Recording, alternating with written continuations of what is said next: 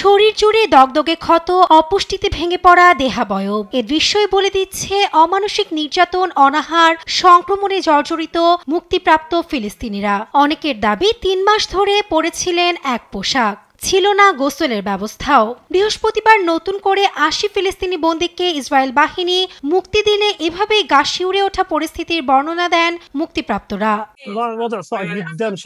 পরিস্থিতি খুবই কঠিন। আমাদের যেসব ভাইয়েরা আলোচনা করছেন তাদের কাছে অনুরোধ করছি তারা যেন কারাগারে থাকা মানুষদের মুক্তির ব্যবস্থা করেন। তাদের পরিস্থিতি খুবই করুণ। এসবের মধ্যে আমরা যে ভয়াবহ যন্ত্রণা সহ্য করে বেঁচে ফিরতে পেরেছি তার জন্য সৃষ্টিকর্তাকে অসংখ্য ধন্যবাদ।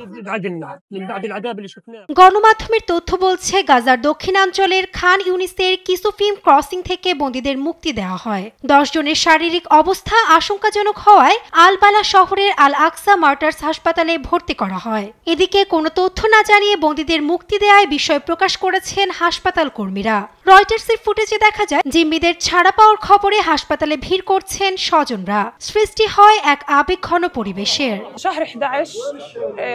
যুদ্ধের আগে থেকে আমি আমার বাবাকে দেখিনি। 2023 সালের নভেম্বরে আমার বাবা অন্য ব্যক্তিদের মতোই চেক পয়েন্ট পার হচ্ছিলেন। সে সময় ইসরায়েলি বাহিনী তাকে ধরে নিয়ে যায়। আজ যখন আমার বাবাকে মুক্তি দেওয়া হয় তখন তাকে দেখে চেনার উপায় নেই। তবে সৃষ্টিকর্তাকে ধন্যবাদ, তিনি মুক্তি পেয়েছেন। এদিকে মঙ্গলবার গাজা থেকে 18 জন রোগীকে ইউরোপীয় দেশগুলিতে চিকিৎসার জন্য পাঠানো হয়। আরও 10,000-এর বেশি ফিলিস্তিনির উন্নত চিকিৎসার জন্য বিদেশে পাঠানোর প্রয়োজন বলে জানিয়েছে বিশ্ব স্বাস্থ্য সংস্থা। অবরোধের ফলে গাজার পরিবারগুলো ক্ষুধা আর অপুষ্টির শিকার। তারা বিশুদ্ধ পানি, আশ্রয় ও পর্যাপ্ত স্বাস্থ্য সেবা থেকে বঞ্চিত। এতে বিভিন্ন রোগে মৃত্যুর ঝুঁকি বাড়ছে।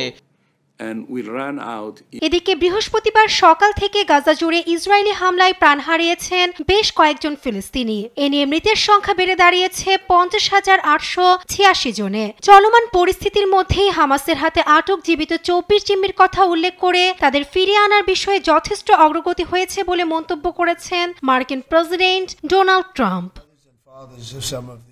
Nasrin Akhtar, news desk, Desh TV.